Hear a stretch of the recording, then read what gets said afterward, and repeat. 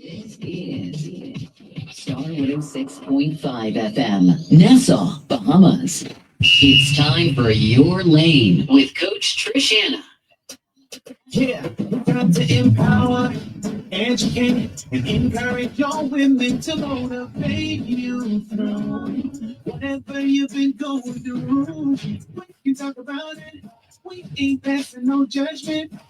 So don't be ashamed. It's all the same. Stay in your lane. Your lane. It's whatever your real life looks like. Stay in your lane. Come out the dark and don't be ashamed. Your lane. Let's have a conversation on what we think every day. Tune into your lane talk show. It makes us feel good just to know we're not alone. No more be like the lady that gets the sky. I want you to come up and talk. Just don't be afraid of your heart. Don't be ashamed. It's all the same. Stay in your lane. Your lane. It's whatever your real life looks like. Stay in your lane. Come out the dark and don't be ashamed. Your lane. Let's have a conversation on what we think every day. It's your Rain Talk Show with Coach Trish Hannah.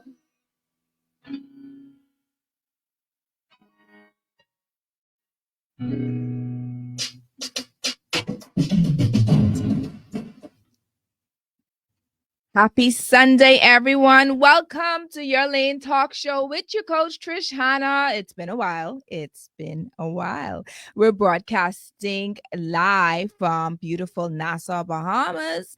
The time has changed a little different over here, as you know. I think it's 6 o'clock. It feels like 7, 8 o'clock, but we're still making it happen, right? We're still making it happen. We're still doing everything that we need to do in the same 24 hours that God has given us.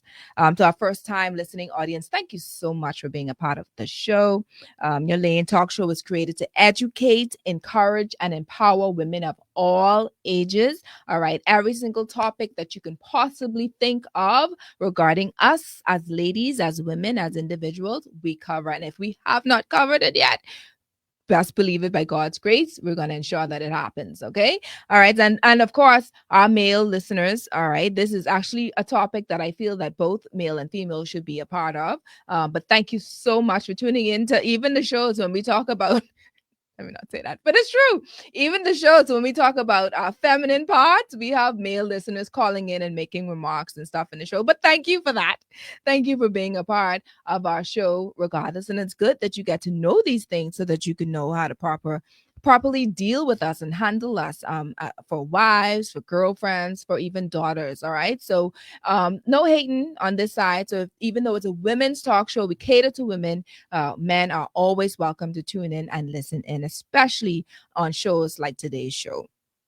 The last time that we were in studio, we discussed breast cancer survivors, the show with Arizona Roll. She is a breast cancer survivor, and we had with us Tequessa Bain. She's the president of the Jenny Dean Caring and Sharing Cancer Support Group. And our breast cancer survivor, Arizona, spoke about her challenges, the way that God moved in her life, and the way that God cured her, and how she's progressing and doing so well. And of course, Tequessa, as the president of Jenny Dean Caring and Sharing Cancer Society Group, she spoke about the ways that they help with women, supporting them with prostate breath, certain bras and hairstyles, and where to go to get this and to get that, advising them accordingly.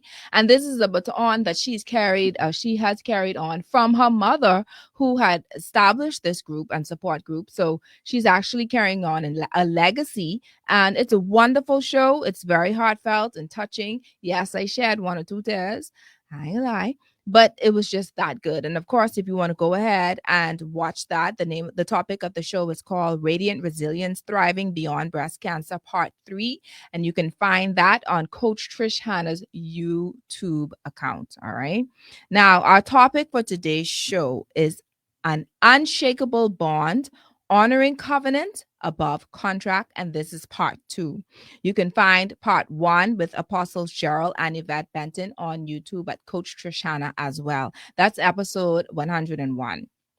Now, I made the statement. I went up and I researched what a covenant meant. What a bond means rather, in the Merriam Dictionary. The first time the show was broadcast, a part 1, and I decided to just read it again for those who may be hearing the show for the first time.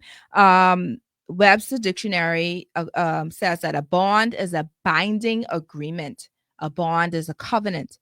It is a band or cord used to tie something, an adhesive, cementing material, or fusible ingredient that combines, unites, or strengthens. Okay. The synonyms for a bond is join, connect, fasten, fix, affix, attach, secure, bind, stick. Now, for something to be unshakable, according to the same source, means not possible to weaken or get rid of. I hope y'all getting a word from this, even these definitions.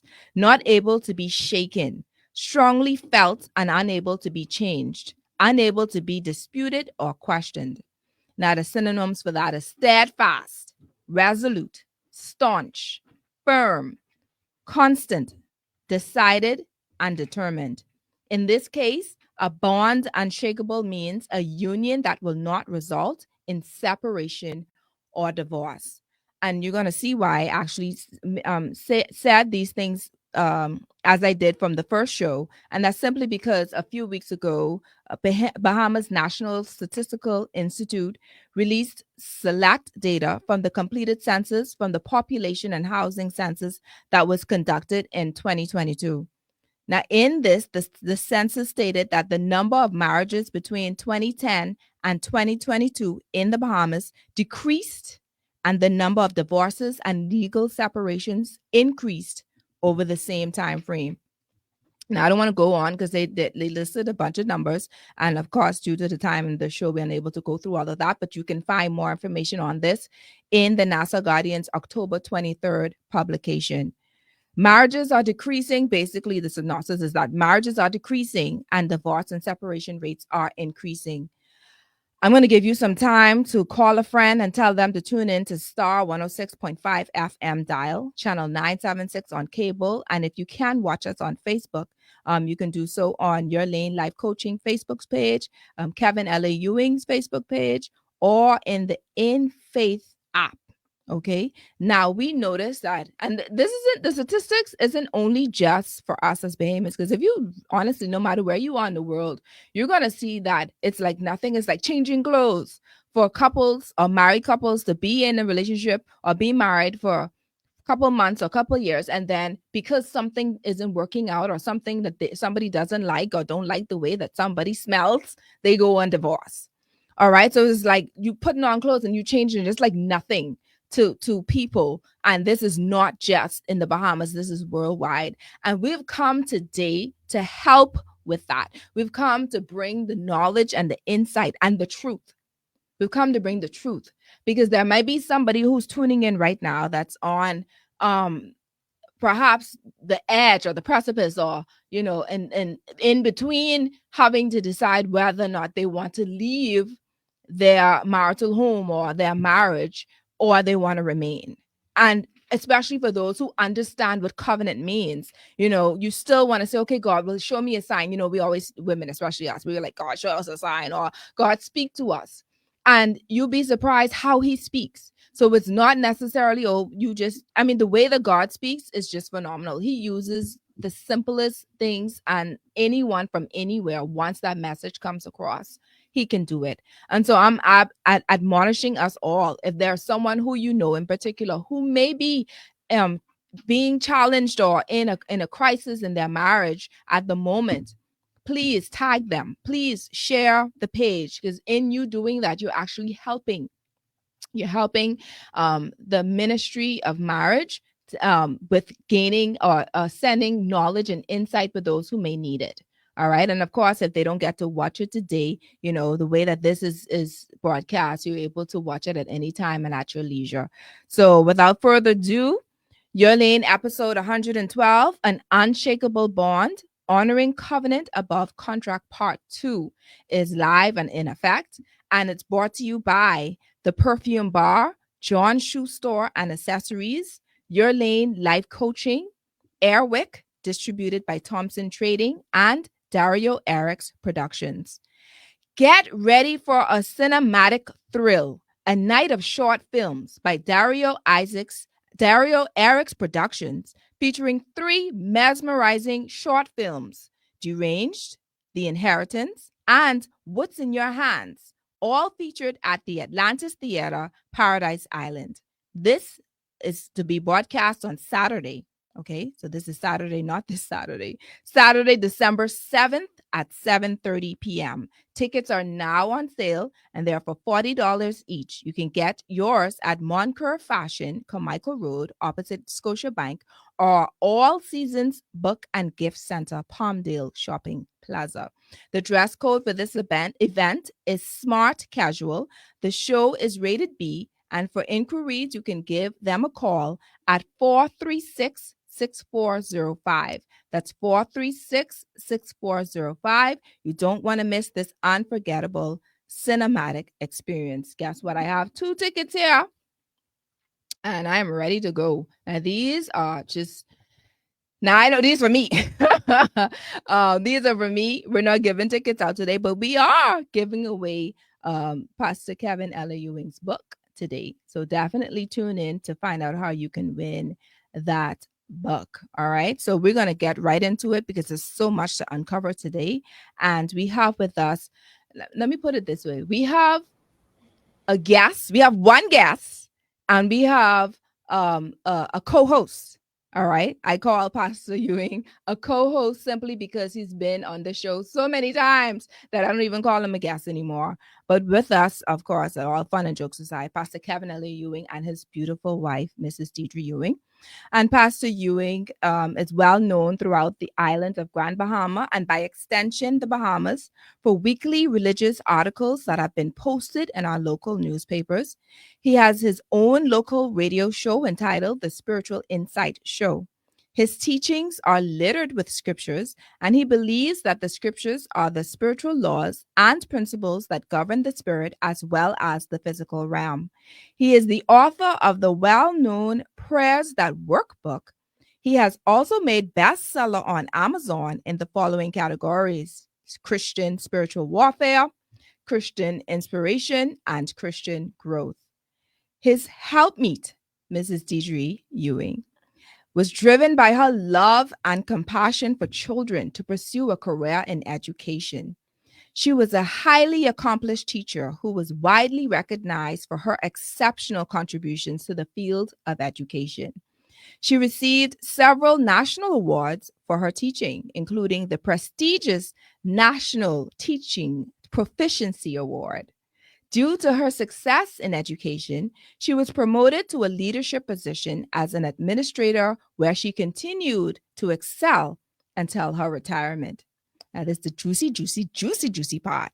In addition to her career in education, Mrs. Ewing also assists her husband with marriage and singles counseling and appears on his talk show as a guest speaker. Her organizational skills have made her and Pastor Ewing a perfect match in ministry, and their synergy is extremely powerful. Today, she travels the world with her husband in full-time ministry, impacting people from all walks of life around the globe. This humble couple gives God all the honor and glory for what he is doing in their lives. Whenever life presents a challenge, she remains steadfast in her favorite scripture, Philippians 4 verse 13, that says, I can do all things through Christ who strengthens me. They are the proud parents of 5 beautiful children. I could go on and on and on about this powerful couple. They're one of my favorite couples, by the way, and I'm more than happy and privileged to have them on today's show. So I want to welcome, ladies and gentlemen, Pastor and Mrs. Deidre Ewing. Kevin Ewing and Deidre Ewing. Welcome to the show. Good night. Good night. And it's always a pleasure to be with you, Trish. Yes. It's a pleasure Thank you having. for having This me. is the first time having Mrs. Ewing on the show. Let me stop being so. I try. Let me try my best to stop being so formal. Mhm. 'Cause she said she'd give me Deidre. a little kink today. She's like, I know you could just call me Deidre Trujon, but I know how you go. I know how you are. So for today's show, we're gonna say Deidre and Pastor Kevin. All Yes, right. Mhm. Now, if I miss and say Mrs. Deidre, don't that's don't hold fine. that against me. But thank you for being a part of our show. I have you all to know that they have been married. December is going to make 10 years. Yes. Yep. 10 years. Happily, happily, happily married, right? Yes. Yeah, huh? All right. Right. Very much. Yes. Very good. Very, very good. Now, guess what, y'all? We're gonna get. I need you to still get your pen and paper because we all know you can't have Pastor Kevin on the show and he don't use some scriptural references from somewhere. It's impossible. So they're not just gonna speak using their own understanding. They're coming with scriptural references. So get your pen and paper in hand. And of course, we're gonna tweak and get in that little business a little bit because, and it ain't just because we trying to do ratings or nothing. It ain't that. We want to know that, hey, if we're going to look at kingdom marriages, we need to know who do we try to, of course, we emulate Christ and his word, but he places people on earth that we can actually look and say, hey, we can glean from this individual. We can glean from the knowledge and the experience that they have so that we can try to allow Holy Spirit to use us to do what it is that they do, to be better or, whatever capacity in your marriage, because every marriage is different, right? Right. Right. So I don't want y'all to think that, you want us to know. I'm not asking you to try to be like them, but it's good to glean nuggets and insight from people who have been there, people who are kingdom ambassadors, so that we can know how to, I think it was Paul who said, follow me as I follow Christ. Right. Thank you, Lord. That is. Bam. I didn't finish with that. Mhm. All right. So so we're gonna go straight into it. And the first question I'm gonna ask you, I don't know if it's anything you want to say prior to my question. Is there anything that you two want to share just before Mhm. my okay? Right. So let's get straight into it. We want to know, what does covenant mean? And I shared with unshakable bond and unbreakable bond. I defined those. But what is covenant McKenna? in Well, a marriage? covenant in a marriage would be the agreement with both parties that has made the decision to be married, both parties having their specific obligation, with both parties having the common goal of reaching or achieving that goal. So, in other words, they have to be working in harmony as opposed to opposing each other if it is their desire to succeed in their marriage. I And the love only that. thing I would like to add is that God set the foundation for covenant between a man and a woman. That's an important That's addition. very All important. right. That is extremely important in this day and age. God set the foundation for covenant for a man and a woman. We said it, and we ain't ashamed, right? Right. We ain't ashamed. All No, right.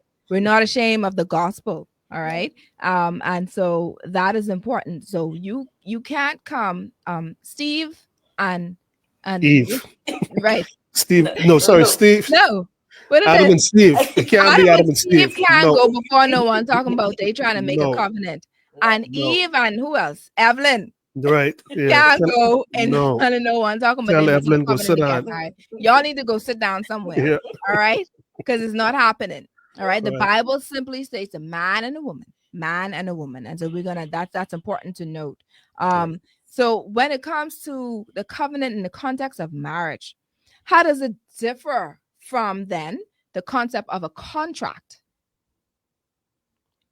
One thing again. Well, a contract. When I think of a contract, I think more or less of something where finances are involved, where Mhm. people come to an agreement Right. to achieve something to gain the agreed funds at the end of it. And to be quite honest with you, it would appear as if most marriages nowadays seem to be contractual. Okay. And people do not enter their marriages to be together until death truly do them part. Mhm. The reason for this is because, most people, in my opinion, when they get married, they're not marrying on the fundamentals and foundation of what a marriage should be.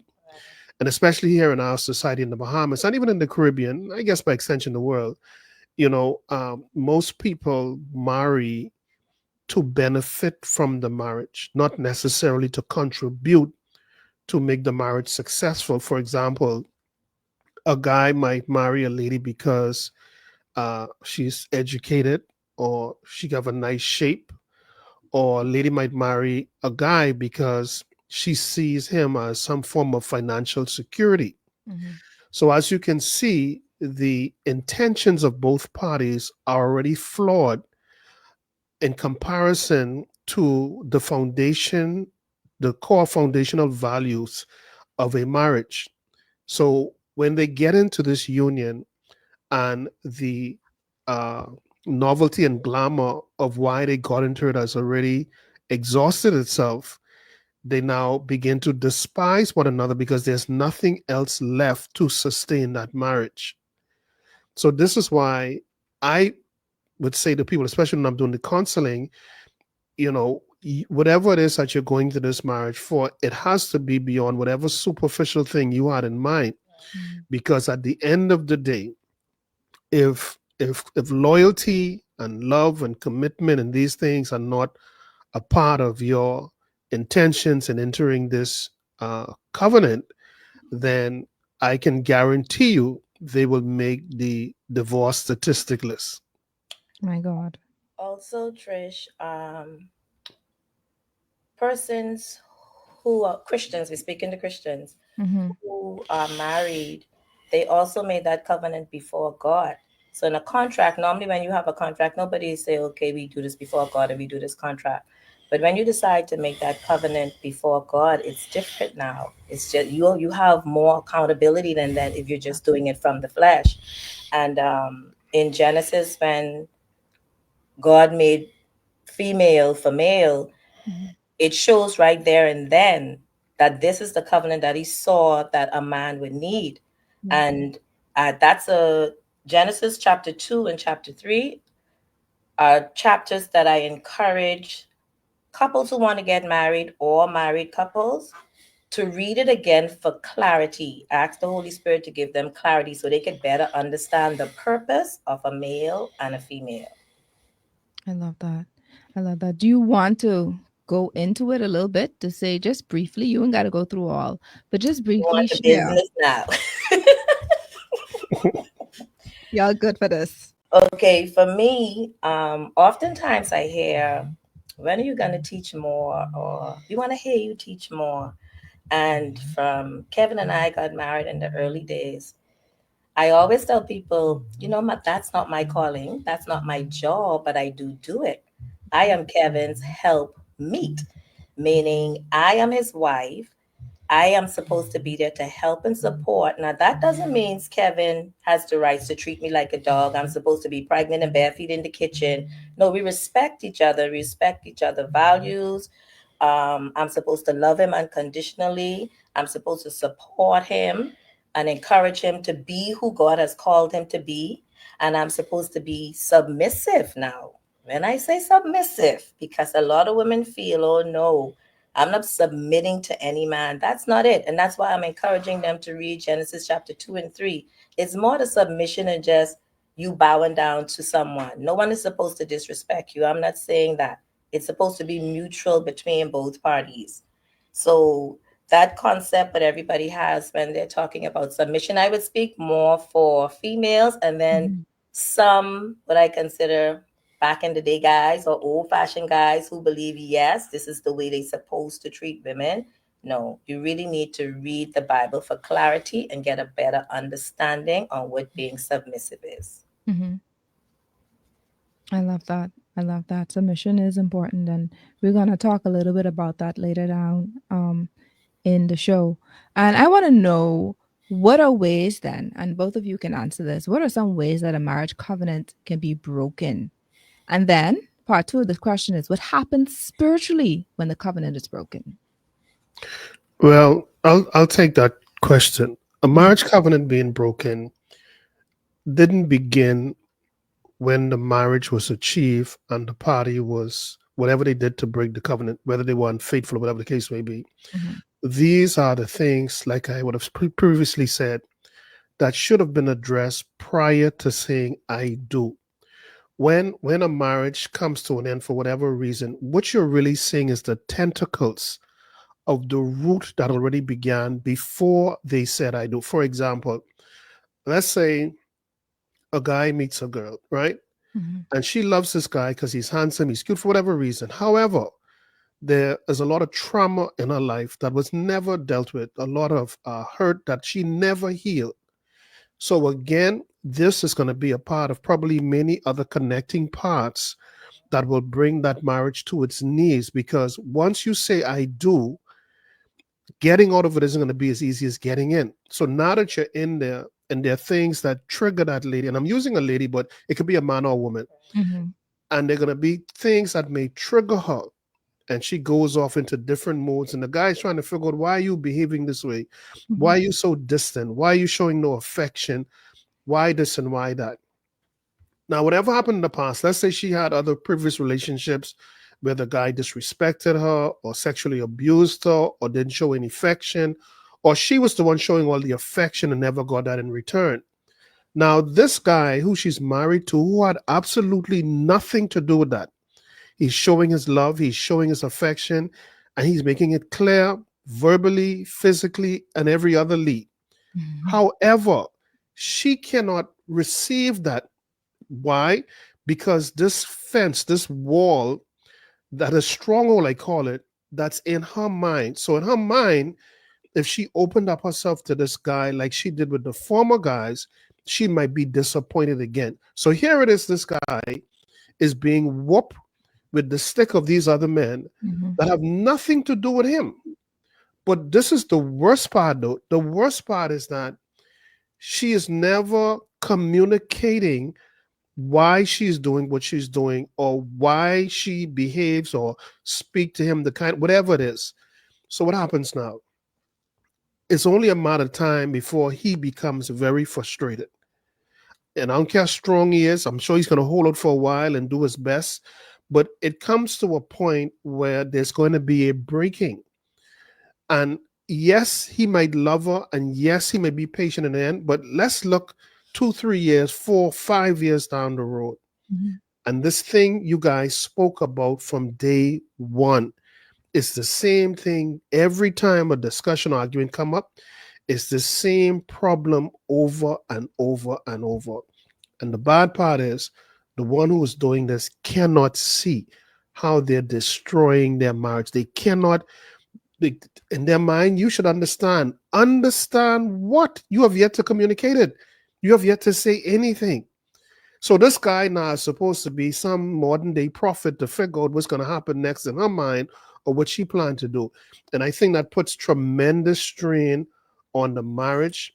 And I believe that uh, the lack of communication is going to be the keynote speaker in leading to a divorce in this situation. Wow. Wow. So, I mean, and there are so many. I know, like you said, it can be both man or woman, but I know with us as women, we have. I can name some right now because some I had to struggle with until God had to like open up my eyes, allow me to see some things, and one our mouths. Oh dear. You Yes. know, Mhm. we whatever comes to our head, we spewing it out. You Right. know, this is how I feel, and this is this is my feelings, and this is how, you know. I remember one time I read a scripture that says, "A fool blurts out what is on their Right. heart." Woo! That Mhm. hit me. That Mhm. hit me hard. You know, that's one thing that one of the many things is just our mouths, man, having to control Yes. it. We have to understand what to say and when to say it, you know. And for us, and for men, what I've learned is that, you know, when you think that they have forgiven, that thing is still in the back of their head. And Pastor Kevin, you could correct me if I'm wrong, but men hold on to the words that we say. It's like, because with women, we know that we may not be able to fight physically.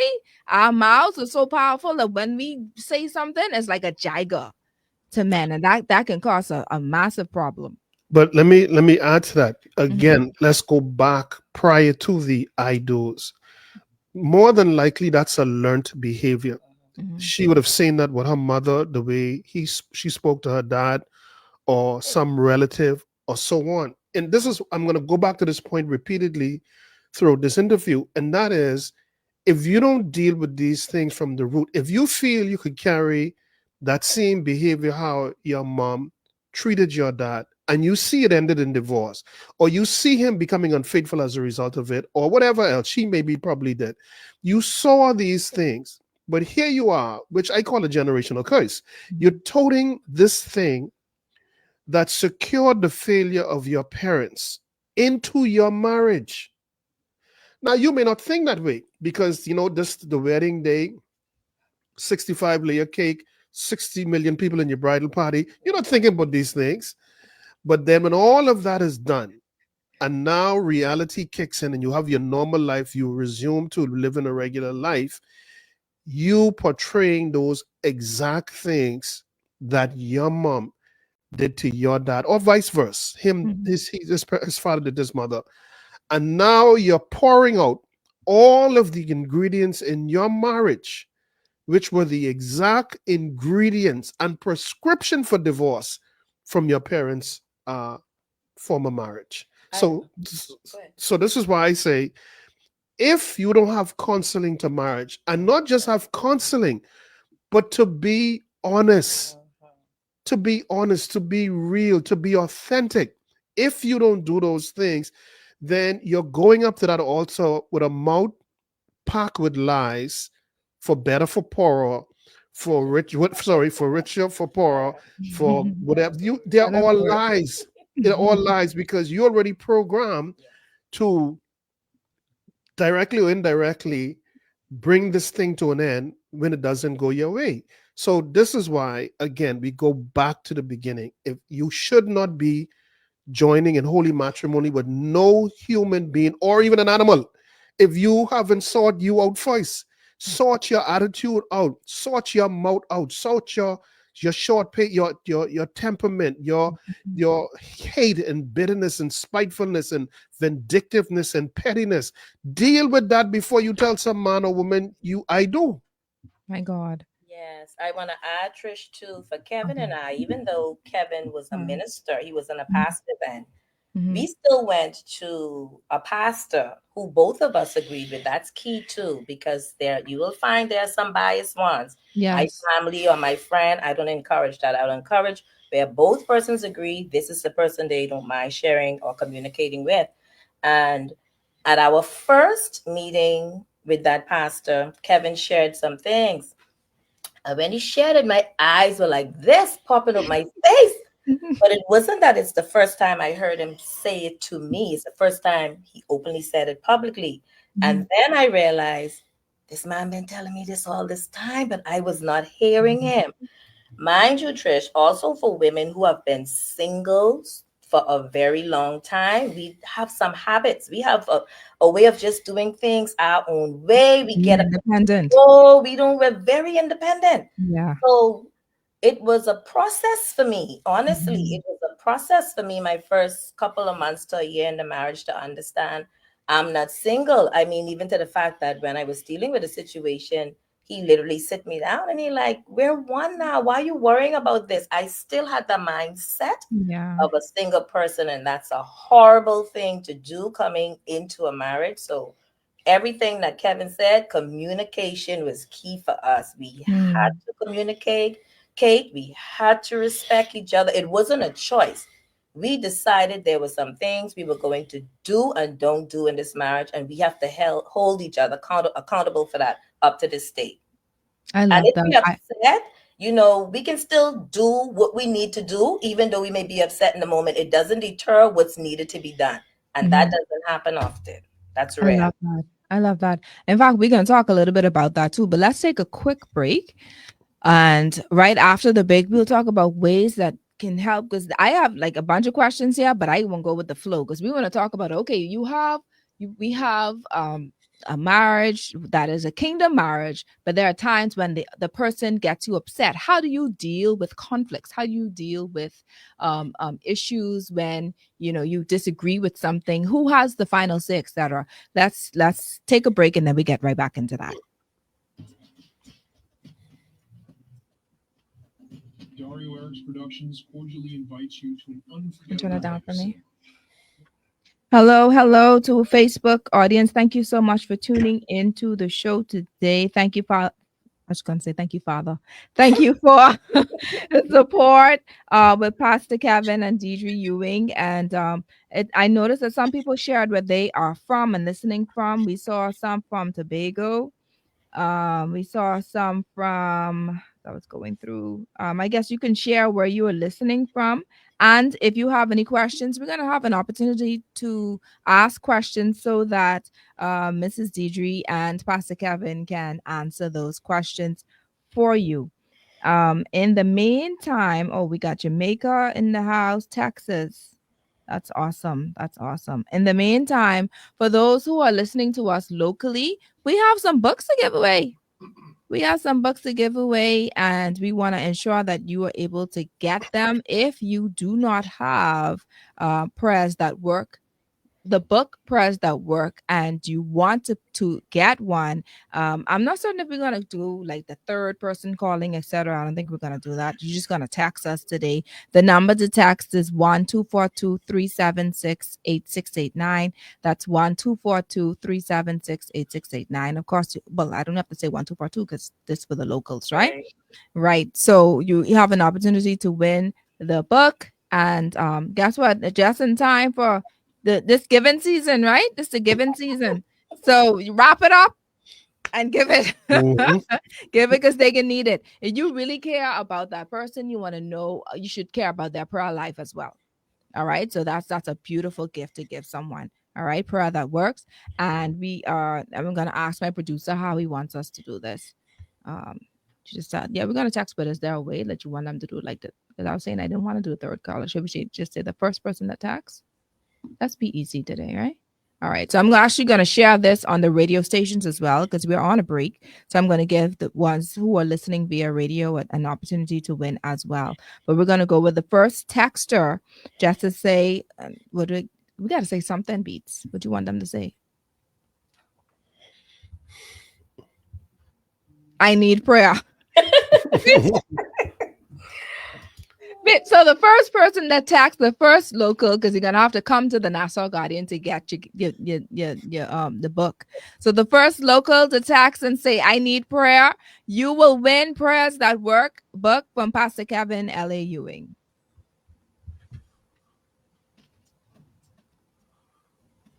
I need prayer. Okay, we already have one. All right, and she went straight into her question.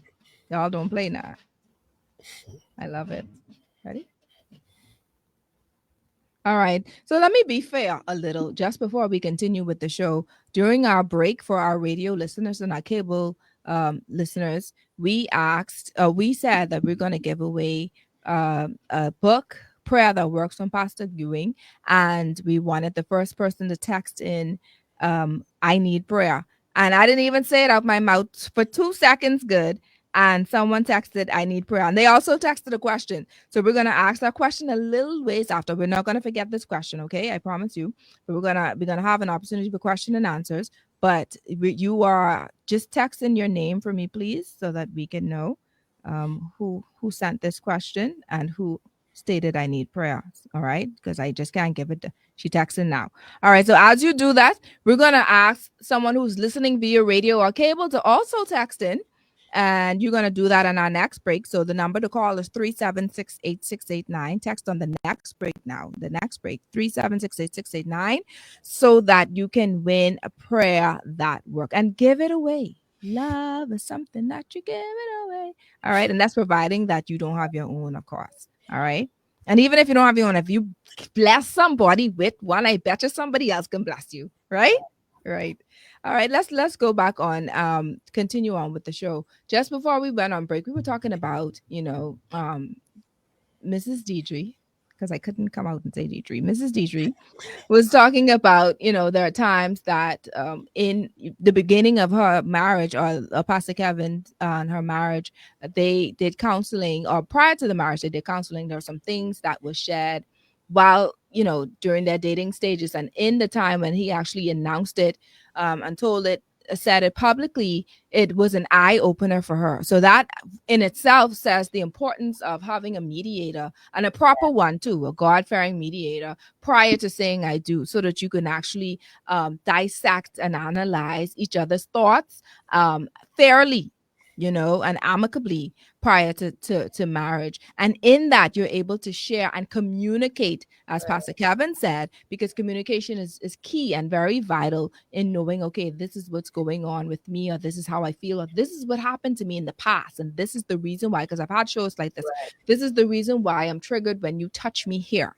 This is the reason why I'm triggered when you say this thing. This is the reason why I triggered when you prance at me, because of the experience that I had previously or prior to us being together, etc.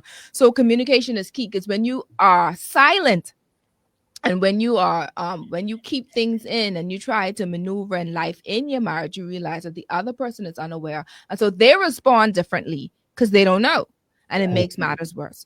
So as you know, and then of course she spoke about there are times that they disagree, and this is where I wanted to come in, because even in kingdom marriages you do have disagreements. In kingdom marriages you do have times when someone does not like the way that something is done. So for both of you, if you can share, how do you deal with that, and what is the best way to do it? Who has the final say, and how is it? How should it be resolved? You go first. I'll go first. Well, let's start with this. A kingdom marriage, I want to be extremely clear on this. A kingdom marriage does not equal perfection. That's right. Let's start with that. And let's just get that out of the way. With that said, a kingdom marriage, like with anything else in life, is governed by laws and rules and principles. And those who would have established that particular organization, in this case, kingdom marriage, would have been God. Then there are rules that he has in scripture, okay, such as don't let the sun go down on your wrath, be angry, but sin not. See, all of these things, everyone forgets when their temperature rise in their argument. And what do then? They bypass the marital laws and rules and principles to keep them together, and now reach for what they would have learned all their life. Cuss one another out, call each other name, break up the place, and in some cases you drop kick one another, all right? Which should not be happening, period.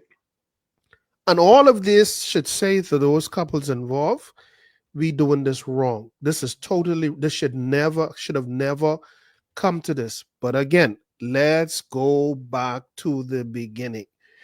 The focus was more on what color we're going to pick for the bridal party, how much limousines we're going to have here, and whether your mother-in-law can sit to the front of my... See, that's the garbage that people get married on. That's the pillows. And let me equate that to you. Let me give you the equivalent of that. The equivalent of what I just said is trying to put a 50-story building, standing it up on toothpicks. So this is why you have to realize what you're getting into. You have to realize that I'm entering something that there's going to be a demand on me to change my ways, change the way that I think. I cannot... Let me give you an example. I think this is the perfect example. For those who would have accepted Jesus Christ, once you got saved, you know what you say now? Boy, I won't cuss no more. I get cut back on this lying thing. You're prepared to make changes because it's going to be required to follow Jesus. Marriage is one of the institutions, and again, this is based on my experience and the people that I deal with. Nobody feel that they have to change. They feel they can carry on with their regular way of living. The idea is we're now married. Now let us carry on with our regular way of living.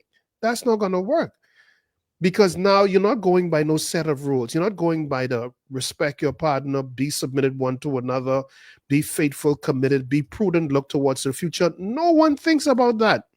Everything in today's society is how do we look to the public. So we could just finish cussing each other, stink home, but we got a service to go to. And we all up on each other like this all the time. So this is what I'm saying. Society nowadays, when it comes to these things, it's a big fake. Everything is about being superficial. There's no root. So this is why when you hear stories like, boy, I heard he cheated on her, and I hear he's cheating on vice versa, whatever. I'm not shocked because there were no rules in place to prevent that. There was nothing to derail you guys from that. So everybody going in with the idea of this is how my mommy do it and how we do it. And he's saying that his daddy saying, now look here, ain't no man that's cry around here. You got to show these women what time it is. Yeah. This is the stupid analogies and examples that we walk into the marriage with. Now the marriage has failed and you become that generational statistic in your family who has achieved the unwanted reward of divorce. So it's important, it is so important that when you see you're getting heated or you cannot control it, so whatever the case may be, it's not shameful to seek counseling, to get a mediator so that you guys can see what is causing this. Yeah, it shouldn't be an excuse to say, well, she make me cuss out. Ain't nobody make you do nothing. You made a decision to cuss the person out.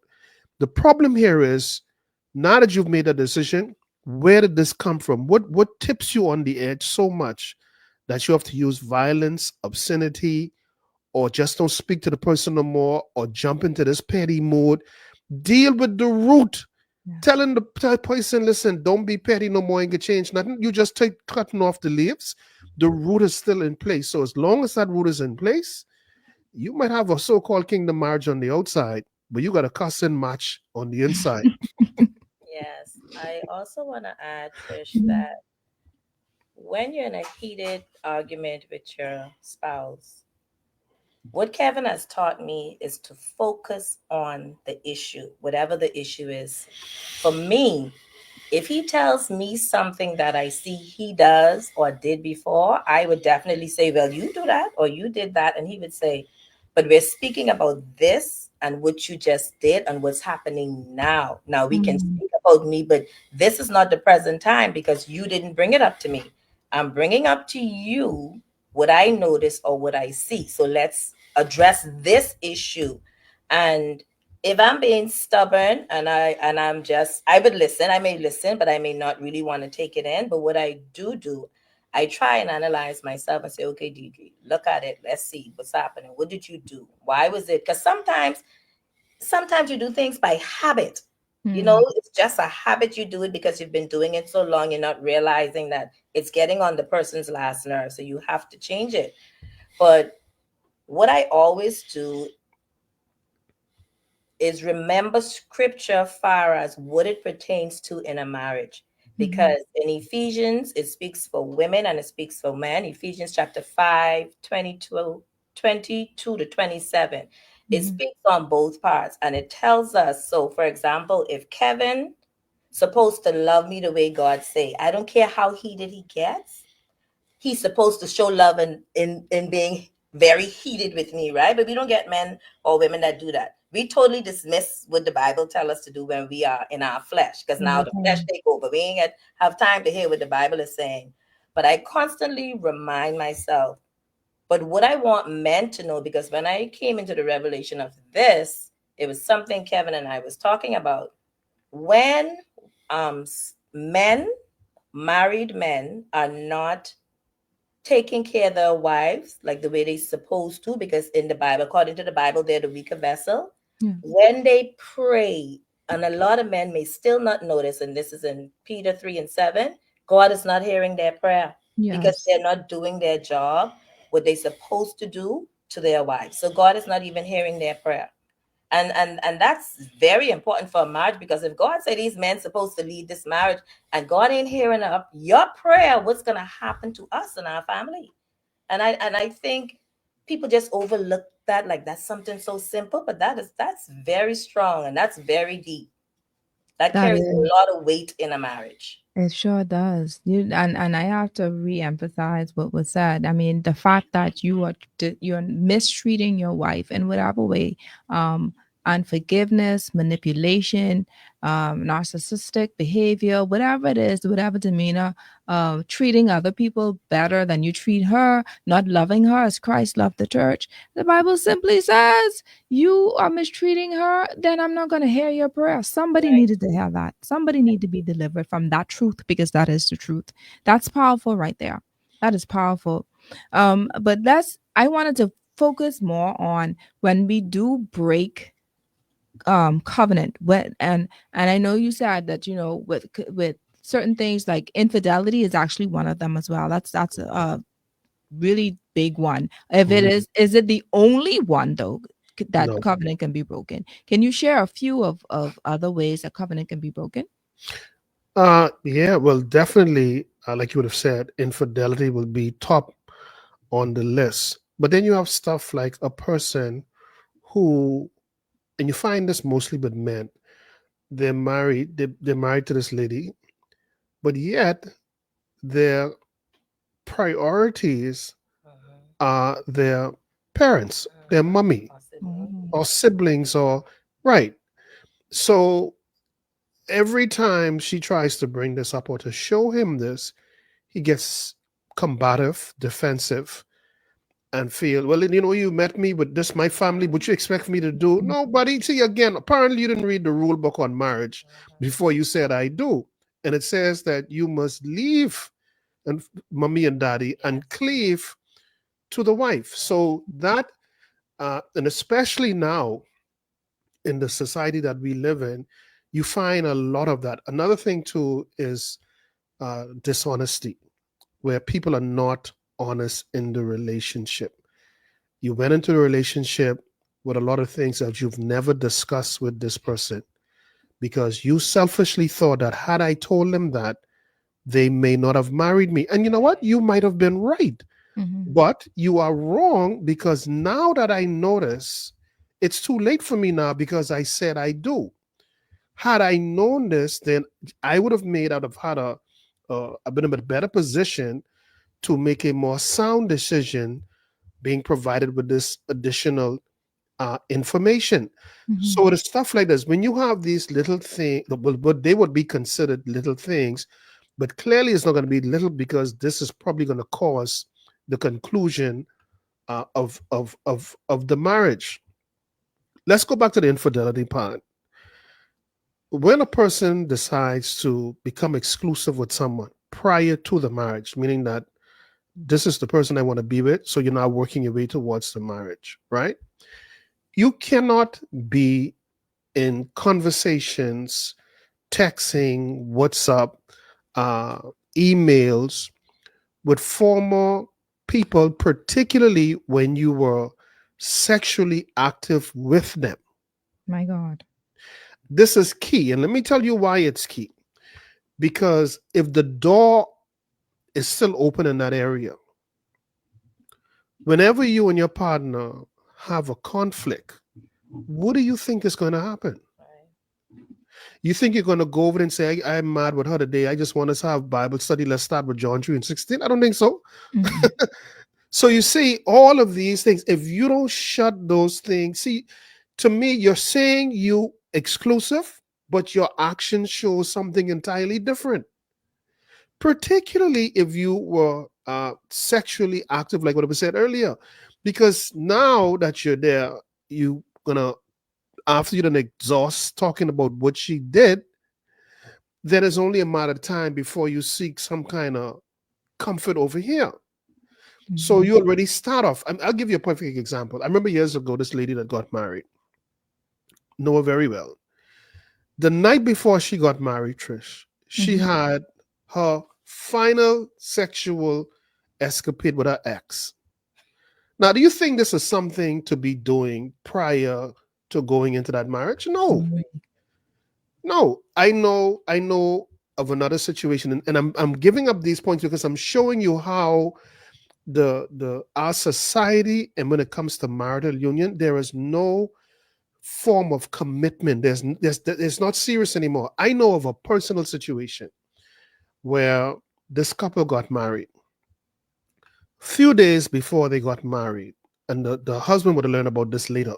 Few days before they got married, the wife to be went to the pastor. This is something happened right in Grand Bahama. Mhm. Went to the pastor and had him do some editing of the marital vows. The sad part of all of this dude agreed to do it. Now, how is the husband going to find out? Okay, so they're already about 6 to 7 months into their marriage. And one day they had this heated argument, very heated. And she was the type that where she want to get back at him, she don't care whatever she would have done wrong. She would just want to hurt him. Wow. And she blurted out, that is why I went to the pastor and changed the marital vows. So what the guy did after they'd already bust up and she went away, she went out the house, whatever, he ran to get the copy of the DVD. Mhm. And when he played it back, he realized that, hold on, some stuff missing out of this marital vow, which she's supposed to tell him. Yeah. So I say to myself, how does that pastor feel? Because the marriage failed, they've divorced. So you see what I'm saying? So what I'm saying, I'm taking it even deeper to you. A marriage conflict, when not resolved and ends in divorce, doesn't always mean that the two parties are the cause of it. Yeah. It could even be the one who was marrying them. Yeah. That's serious. Because if someone came to me and I see, because I've done this several times, I tell them, listen, y'all stop wasting your time. Y'all ain't ready for no marriage. Or two of y'all need to go sit down. Now, yeah, they mad with me, but guess what? They can get over it. And when they get over it, you know what they can say? Well, I thank God he said what he said to us. Because once you sign on to this contract, buddy, listen to me. You got to deal with the rules that govern it. If not, you will be dealt with in the relationship. Yes, absolutely. I just want to add to that, touching on Kevin speaking about vows. Mm-hmm.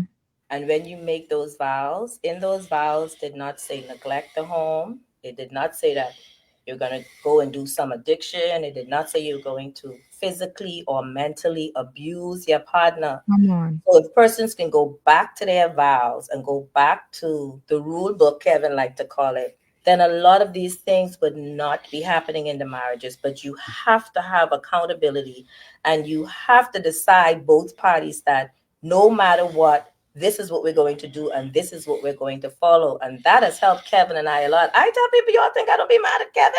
Of course. You think I don't make him mad? We would be for people to even try to pretend that with people.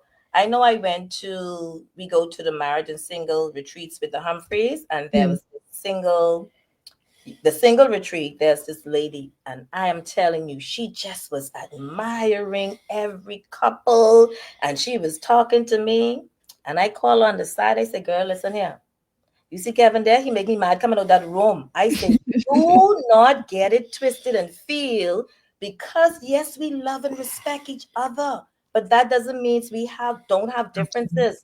But a lot of singles are just admiring couples and think it's just all a bed of roses. And when they say I do that, not even the first hour, they would say, oh Lord, what have I done? So that counseling, that premarital counseling, I cannot stress that enough for anybody who have not yet said I do. And for those who are currently in a marriage, go back to those vows that you promised that spouse under with God and all those who were there, and find a way to make your marriage work. Now, premarital counseling with people with integrity. Yeah, well, that's true. Right. That's true. Yeah, because we ain't gonna go to that pastor. No. Unless he's serving pasta and grits. That's it. That's Right. all. No, but seriously, that is so important. And going back, so this is Lord, the way that God does things is absolutely amazing. We're gonna take a quick break, but I just wanted to say real quick the fact that yes, we are talking about covenant and marriage, but this where I see where God is moving to, where He's trying to deal with singles as well. Hey, before you come and you make a covenant between me and your mate, your spouse, or whatever have you, I want you to understand that you're going to have to go through a process of counseling. You got to know, something where you're able to share and communicate ideas. Something as simple as how many kids you want to have in the future. Right. Something as simple as, how do you deal with finances? Do you give alms? Believe it or not, you have couples who argue over giving alms and Right. giving to people, etc. What is your faith level? Do you believe in fasting? Because when the Bible says, even while we, being intimate, what happens if one person is fasting and one isn't? So these biblical things, fundamental things. What happens if we have an argument? What happens if your mother comes knocking on your door unannounced? Yep. How do we deal with that? How do we deal with conflict resolution? These things are so important, because this is just going to determine, and of course, as time goes, you're going to see that you're going to actually be in that fire, but at least you would be privy to, how this person would act or behave, or their thought process prior to saying I do. Because you want to look at the red flags too, because sometimes y'all be asking God to show you a sign, and he right there showing you the sign, and he doing this, Right. and you still ignoring it. You still ignore it. So I know that this show is for the single. I know that this show is also for someone who is presently engaged and needs some answers. Listen, if you have not done any form of premarital counseling, go ahead and make it happen. Meow. Yes. Mhm. All right, let's take a quick break. Right after this break, we ask some more questions. We getting deep in that business, because Debbie made a statement. She said, "Y'all don't think Kevin is getting me mad sometimes. She makes me mad, and I want to know." All right, right after the break.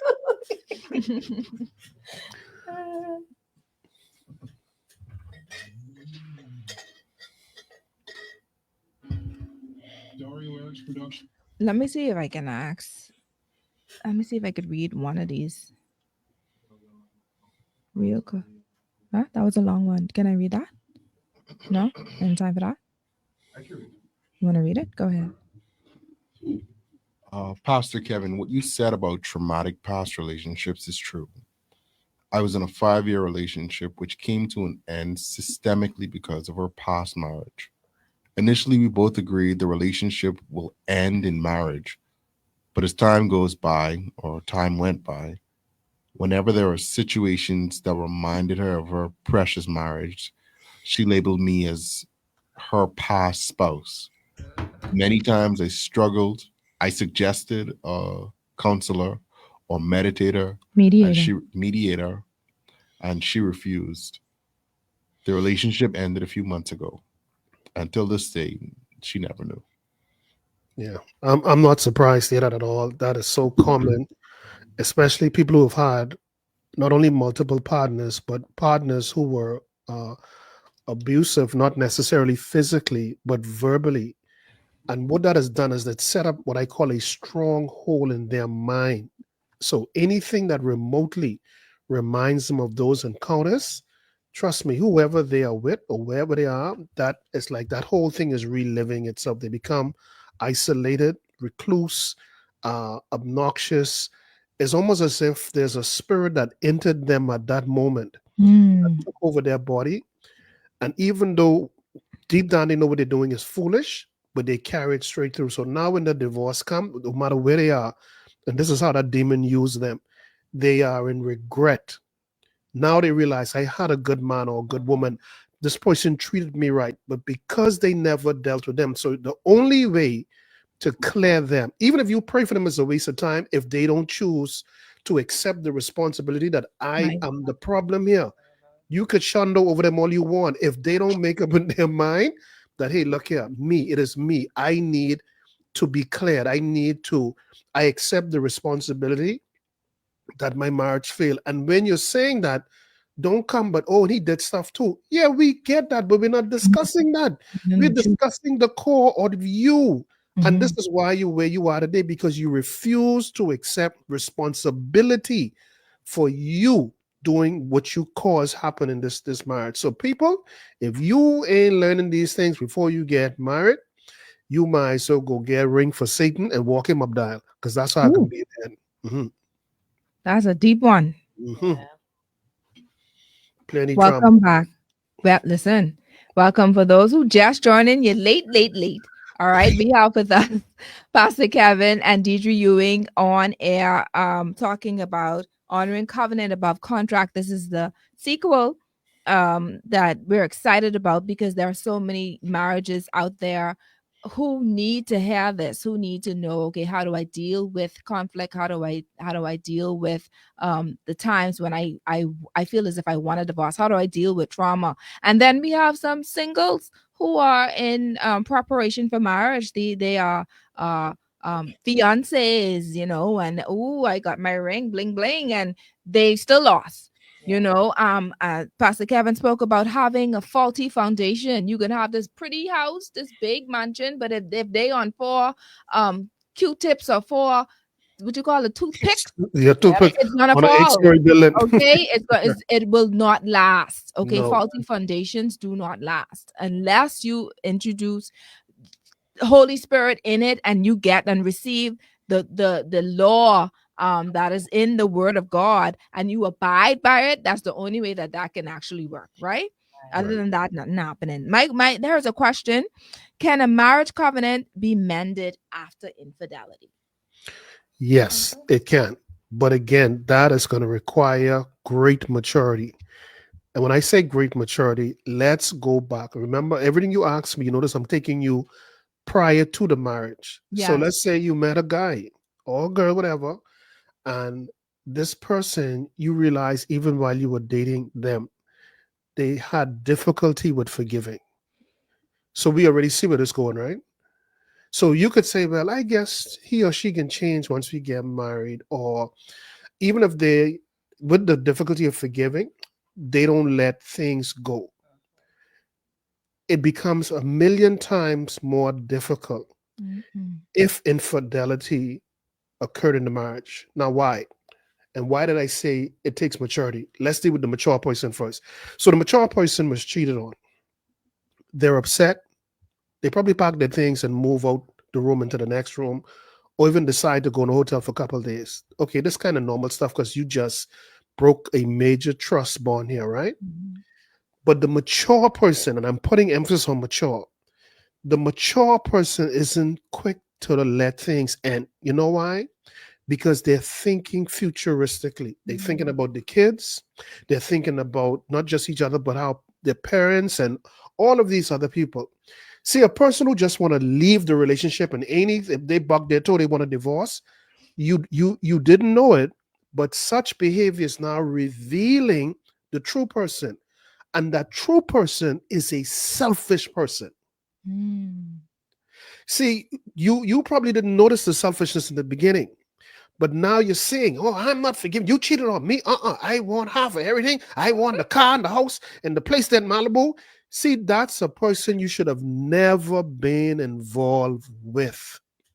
Because when they came into that marriage, they came with a contingency plan. They came with, listen, worst case scenario, I get now for this house. Or we selling this and I buy me something else, or whatever the case may be. So a selfish person, and I say this all the time, is the most lethal and dangerous Yes. human being to marry. You will regret that from start to finish. Even when that divorce ends, you still having traumatic experience from being connected because everything is about them. So you're saying, baby, listen, I did wrong. I lied to you. I am sorry. Please forgive me. I repent, whatever.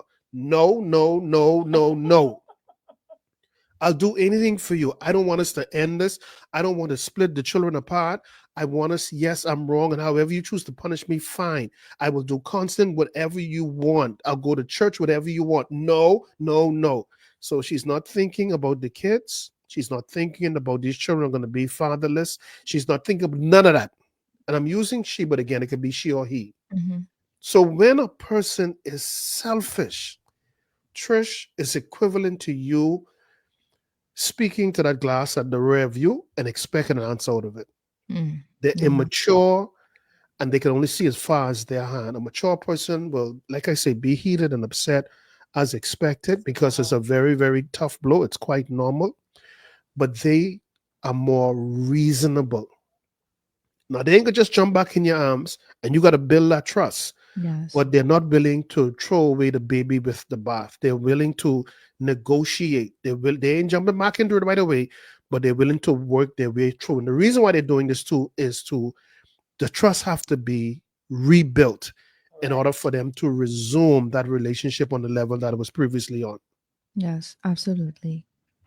Did you add anything to say regarding that? I just simply would add to that to say that it goes back to the covenant, the vows that were made from the beginning. You shared some words, they weren't meaningless. Now, to some persons, they don't even remember what they shared.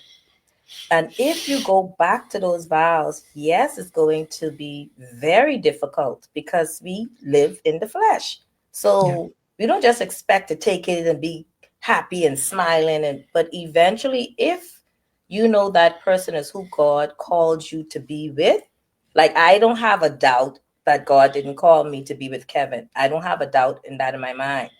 So if that's the case, now I have to see where is the root behind what Kevin did to get us to this point.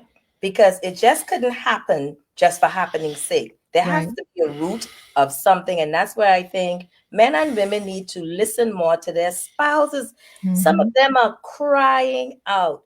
Listen, Trish, you have some women, no children on this station No, tonight, right?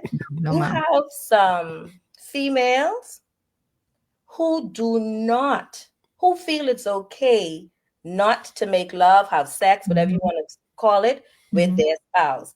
Mm-hmm. Even if you mad at your spouse, you're a one. Come on. You cannot neglect one part because this is happening. You all have to say, okay, we're gonna put this aside, but we are one. And I must tell you, that was a learning experience for me. I have learned and grown so much as a woman being married to Kevin, honestly, because the word is what our foundation is built on. Does that mean I'm still not upset? No. But we learned to put things aside. You have to, because every marriage will have some disagreement. But a lot of persons don't do that. They don't remember their vows. It was like nothing. And they just go on emotions. And after they go on that emotions, when they think about it now, they say, oh, what have I done? I know of counsels a lady who she said her husband wasn't paying her any attention. So you know what she did? She went and found a little what she called a younger boy who Mm-hmm. treating her like gold. Okay? And now she regrets doing it. But now the younger boy is not leaving her alone. So what is she going to do? Because he's prepared to go to her husband, whom she loves. But Mm-hmm. she must have been telling this man over and over and over again, I'm not getting enough attention from you. I just need a little attention. That's another thing spouses need to look at. Am I working too much? Am I hanging out with my girls or boys too much? You have to have boundaries in your marriage. And you have to decide, hey, we said we're going to do this. Like Kevin and I, we create and make time for us. If when you see we go on vacation, that's our sabbatical for us to rest, to catch ourselves, to have a good time, to enjoy each other because you could be separated in the same house with your spouse, but you're like one on Mars and one on Venus. And Mm-hmm. that's sad because it shouldn't be.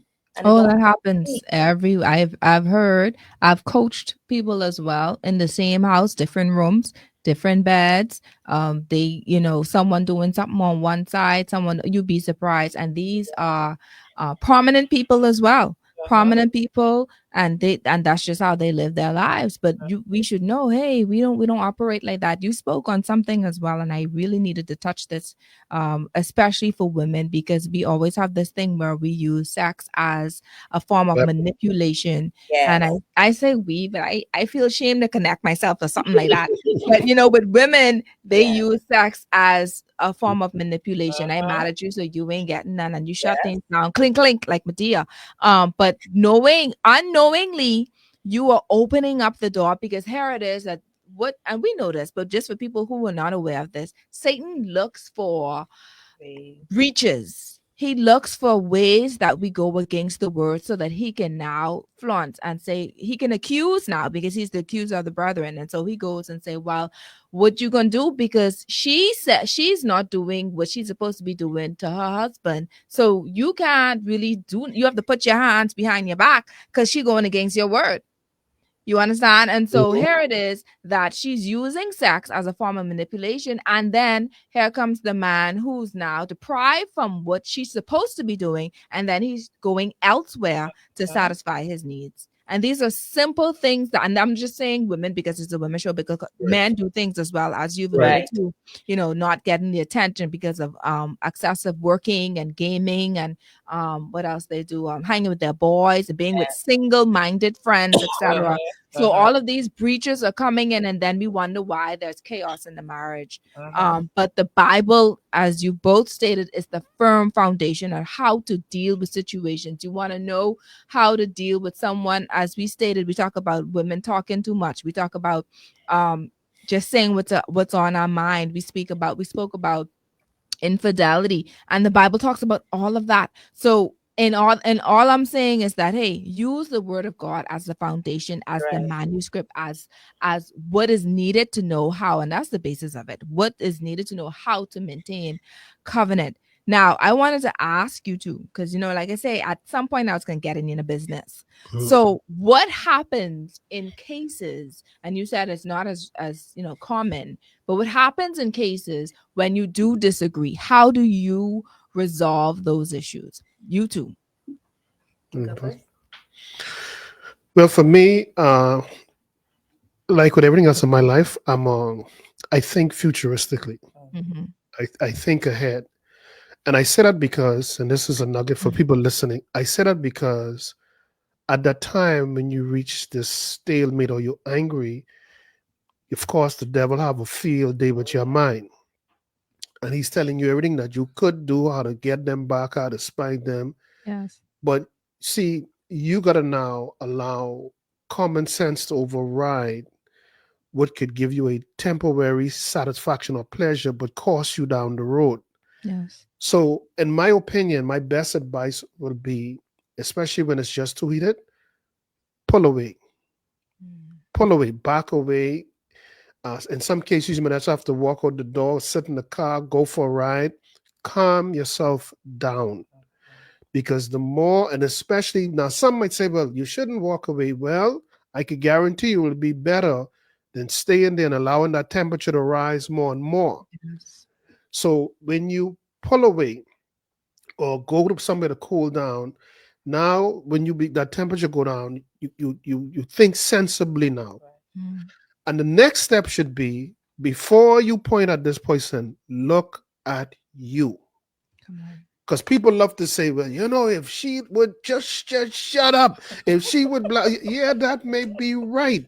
But she like to talk. So why do you always confront and accommodate that? Right. No, no. So you have to come in your own mind how you're gonna readdress this, because at the end of the day, people, they refuse to accept that this is how this person is. So every time they argue, it's the same thing over and over. So when it gets to a point where you can't resolve it, please get some form of professional counseling Yes. where people could show both parties error and try to come to some compromise to make it better. What I'd say for me, um, with Kevin, if I realize certain arguments are not getting anywhere, sometimes somebody have to be the bigger picture, and we both do that. Bigger person. Bigger person, sorry. Mhm. Sometimes somebody have to be the bigger person, regardless of what it is. And some things you argue about, it isn't even worth it. Mhm. So I know when to keep a still tongue. And then, of course, the flesh in me will rise up sometimes. But what I find myself doing even more so now is going to pray. That's it. And I pray according to whatever the situation is. I ask God to show me in this situation, but more so show Kevin his role in it, because it's just not one person alone. So now the one person may be more outrageous than the other person, but still, Because if I come flaring at Kevin, Kevin don't have to respond to me because he already see, okay, this don't make any sense. But now if he choose to respond to me, he's just as guilty as me coming to him and just making a fuss for whatever. I mean, we at a far better place now, but that's true practice. That's Yes. true communicating. And when we first started, oh my goodness, you'd wonder if you sure God, this what you tell me you love me. Look at the slack face, Pastor Kevin off. But each time, and this was like before we even got married, but each time I would just know that yes, he is the person for me. We just learning to get to know each other. Yes. And we just have to respect each other and listen more than speaking at the person. Come on, be quick to listen, slow to speak, and slow to become angry. And that is one of the many scriptures that I abide by when I'm going through my when I want to have temper tantrums and I have to catch myself, and Holy Spirit reminds me of the word, and I have to place emphasis on the fact that you have to study the word of God, because that's the only way that the Holy Spirit actually, you will hear him speak to you through his word. So when you want to go and attack and you want to show up and you want to be prideful and you want to bring up the past, and you remember 1 Corinthians 13 that talks about love doesn't hold grudges and Right. doesn't keep a record of wrongdoing, and love is kind and it is gentle and all these different things, that then you have to stop. It's literally like him doing this to your mouth, and you catch yourself because, and to be honest with you, it took me a while. It took me a while to get to that point, and we're 16 years in, and it took me it took both of us a long time to get to that point, but I give God praise that we're there, and we're there because of the word. Is like now we're using the word as a way of as I don't even know how to say it, to help cultivate the marriage for both of us. And And set the another thing, boundaries. right. And and another thing that Deidre stated, and this is so true because I just started doing this about a year ago as well, is like I realized that the way that I've been nagging, quote unquote, was that I was saying, this is what I want, this is what I need, this is how you should be, and this is and I keep pushing it, and I keep pushing it. And I realized the more I kept complaining about what he should or should not be doing, the more it was causing him to be more distant.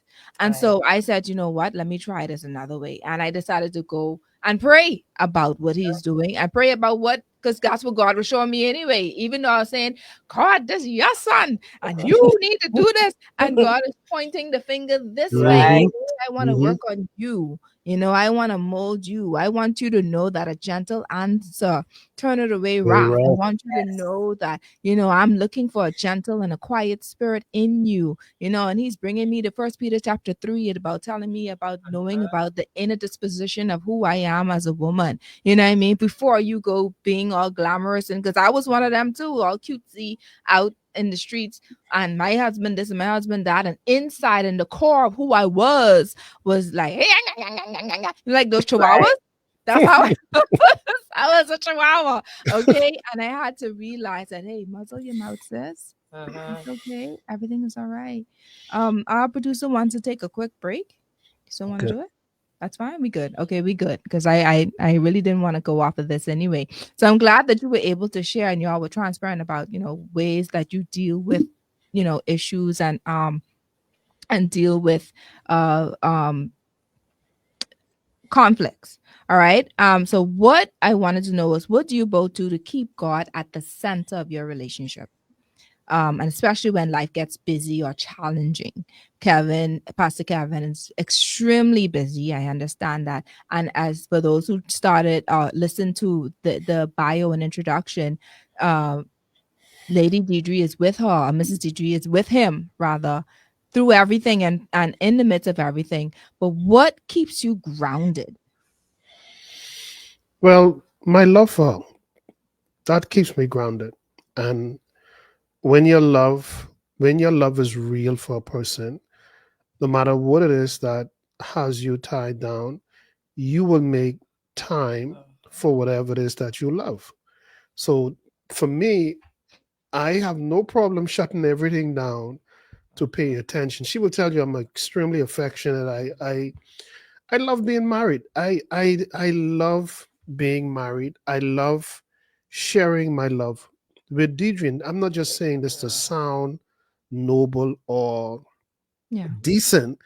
Anyone that knows me, I speak about Deidre all the time. In fact, when I'm on my radio Mm. show, I brag about it and talk about it all the time, because this is where I find my comfort, my solace. I we was just talking the other day, and I was telling her, actually, I said your home should be a place of peace, Yeah.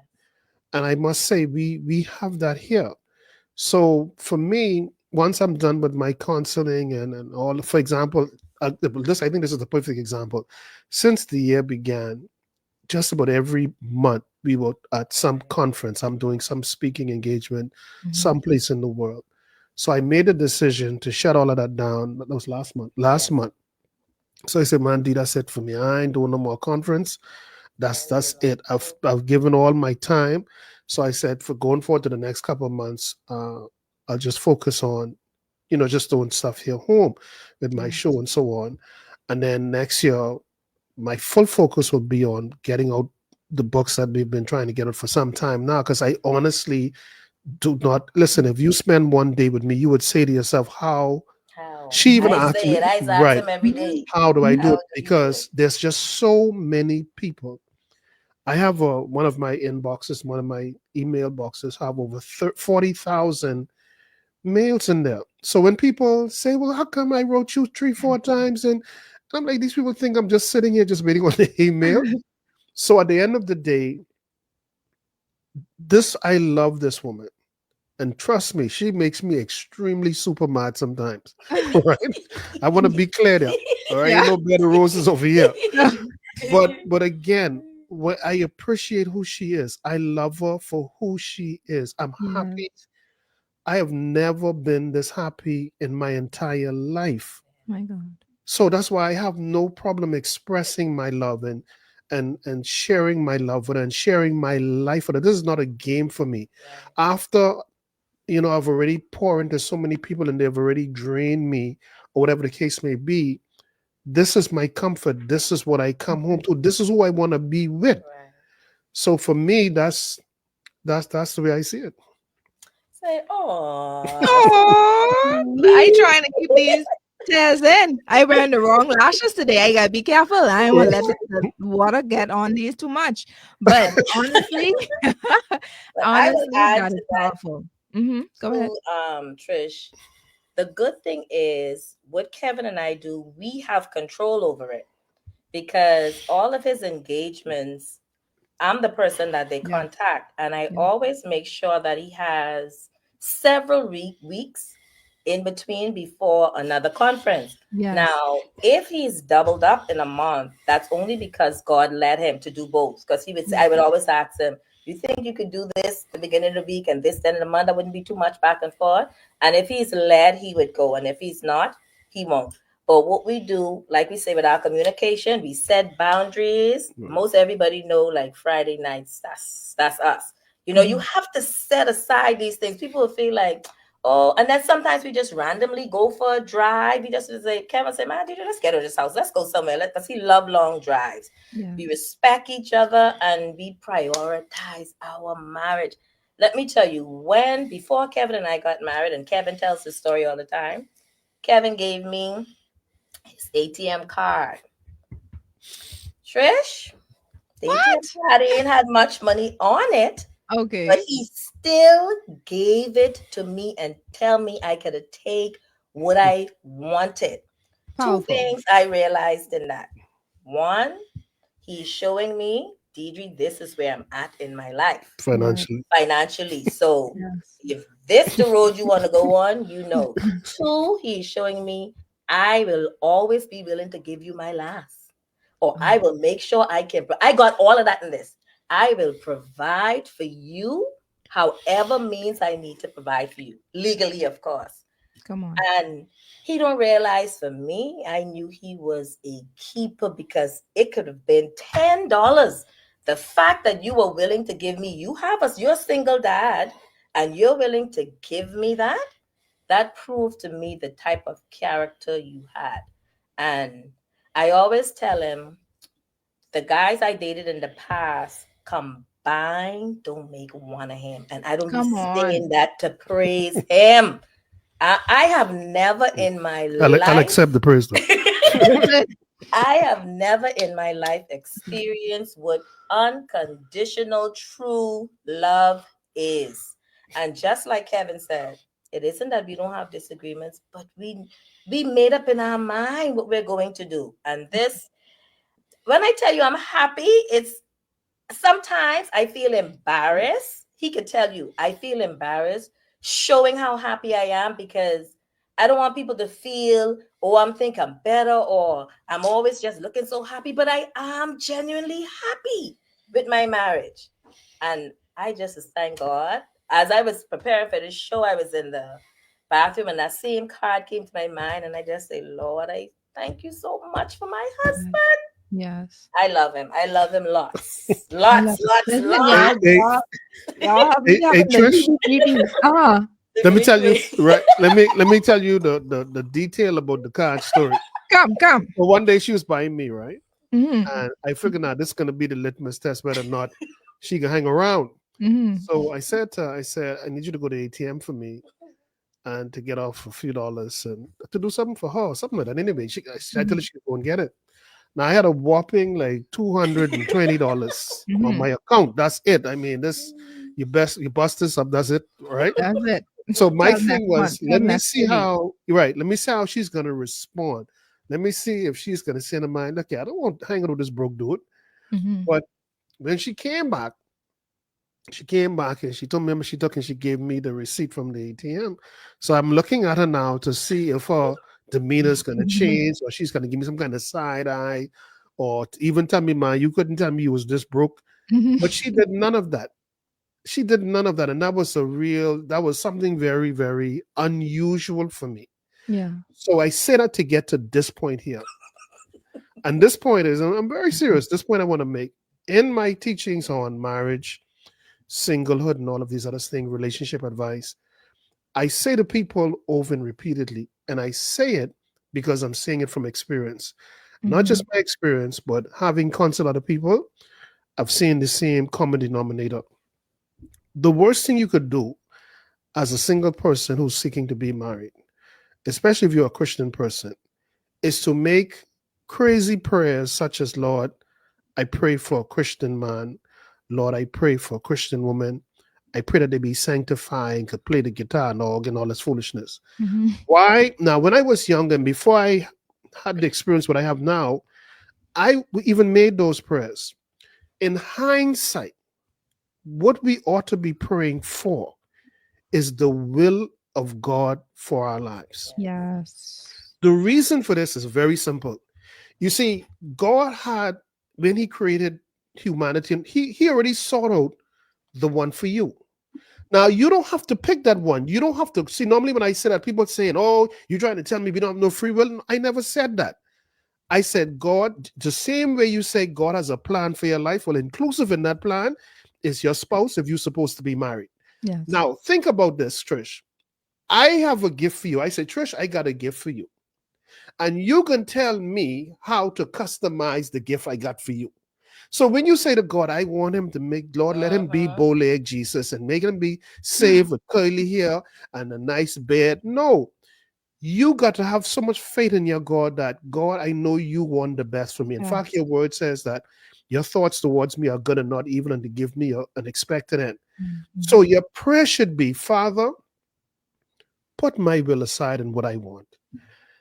Because you are the creator of all things, and who better to connect anything together to be perfect than you? Then I pray the will of God for my life, especially in the area of my marriage. Lord, connect me with what you had ordained for me before the foundation of the world. That is the safest and the most wise, it's the wisest prayer you could ever make, because what you're saying now, and only someone who had experience throughout life and relationships would see the sense in what I'm saying. I did it my way. I messed up. I was betrayed. I betrayed others. They cheated. I cheated. We lied to each other. It was this game. They made me believe one thing when they were doing something else. So you know what? Put that aside. Father, I put this in your hand. Let your will run its course unhindered in my life, particularly in the area of where I'm about to make the second greatest decision of my life. The first one being accepting Jesus.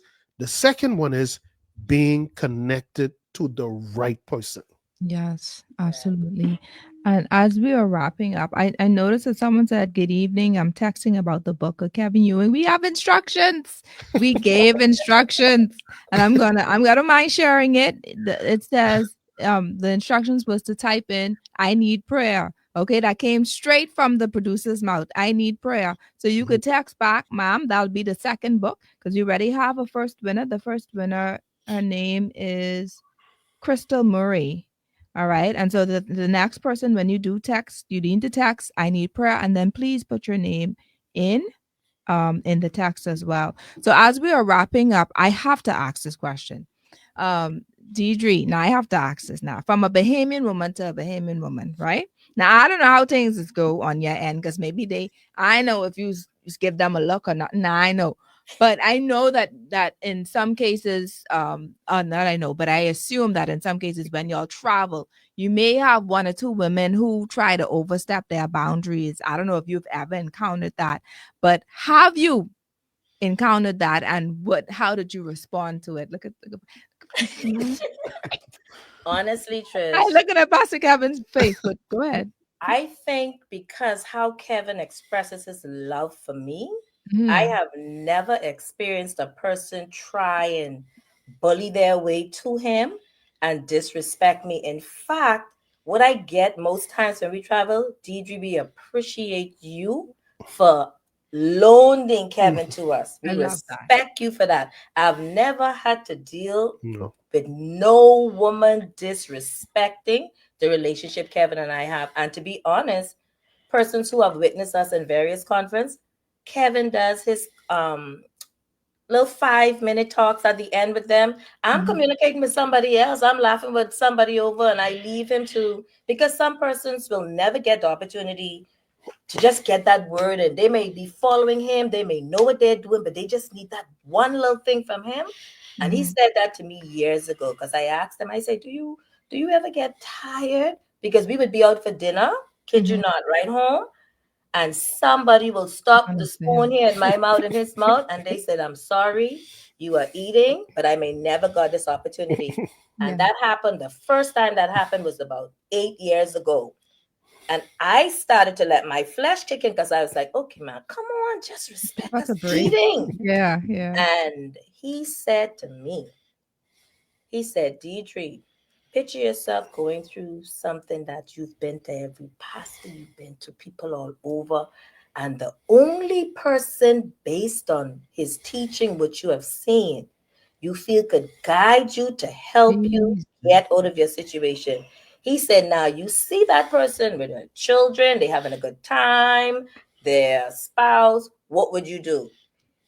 And that day, Trish, when he told me that, I never, ever, that feeling never came back because I understand people are going through. I was one of those persons and I benefited greatly and still benefits from him. And I will never, ever stop someone from benefiting in a way that it could help them better their life. My God. That remind me of when Jesus said, "Don't forbid the children to come unto me." When Yes, the disciples are like, "Man, y'all need to go, y'all need to go." I love that. yes, Now we closing, and I will do more. So I hinting because I know y'all on the little sabbatical or heading into, but at some point, if not before the end of this year, by next year, we got to do a part 3 on this, please, with you too. So I don't want to get a new couple. I want y'all to come back if possible, and we could share that after. But I have to ask this next question. I'm asking for departing words now of wisdom. Mhm. All right. Because I was getting the eye just now for both of you. So I want both of you to share something for women who are presently married. I know for the singles, y'all got like a mouthful of stuff, right? A mouthful. Y'all got all the information needed. I wish I no, I'm grateful for the marriage I have now, to be honest, but I had to go through a journey to get to this point. All right. So I'm grateful for it. But I think that we would have been so further on ahead had we had this information 16 years ago. Sometimes people have to buck their toe to learn. right? And some people get the wisdom and then they just run with it. So what is it? I'm gonna start. Who wants to go first, by the I'll way? go first. Kevin will Okay, close. just And this to just towards married start. couples. Yes, ma'am. Okay. For For me, women. one thing I would say key, you have to communicate. You have to be a good listener. That's what I was taught. I came into the marriage with none of these. If you say A, I say B. Communicate, listen, respect. The same type of respect you want to receive, that's the type of respect you have to give back. Boundaries. Yes, you have your girlfriends, you have things you were doing before. You may not be able to do those things exactly the same way as you did before, because now you're in a marriage and there's boundaries in the marriage. There's certain things that you need to do within your marriage. That doesn't say you can't hang with your girls, because I have my girls' night. Kevin has never stopped any of those things, but respect the person. Whereas you might have been coming home 3, 4 o'clock in the morning. Now you know, okay, I'm married now. This is very disrespectful for me to be coming home. So it's just those little things of respecting the person you with. I think to me that is like a key. You have to give respect to the person you with, and you have to, the same way you want to be treated, that's what you have to do. And you cannot do tit for tat. That's something I had to learn, because if you did Mhm. something to me, okay, I want to be the same way. That doesn't get anywhere. It doesn't work. And little simple things too, Trish. For example, Kevin reads all the time, so books would be everywhere. So when we first got married, I was a clean freak. So if I even see the book on the table, tell me why I'm mad if the book on the table. Books on the table. And the book's supposed to Mhm. be on the Supposed table. to be on the table. Mhm. So one day I had an aunt who told me her husband had left his muddy shoes in her bedroom, and she was livid and Mhm. said she was yelling his name all through the house, yelling his name. She said when she went out the back door, she found him on the roof fixing the hole in the roof. She said, and she was immediately convicted. Mhm. And when she told me that, I say, books or not folding up blanket. The first time you come out the bed, I say, I'm going to teach you how to fold a blanket. Hey, these little simple things you arguing and rowing about. So Mhm. I would really say you really have to look at the bigger picture, know who you have, but most importantly, you need to know that's who you believe God called you to be with. Because if Yeah, that's the case, y'all will be able to go through anything. I love that.